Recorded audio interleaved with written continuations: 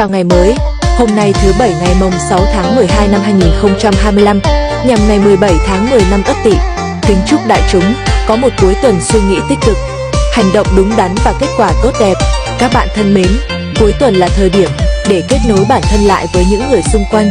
Hãy mở lòng đón nhận những điều mới mẻ, cùng nhau chia sẻ từng nỗi khổ niềm đau hay những tiếng cười và niềm hạnh phúc giản đơn.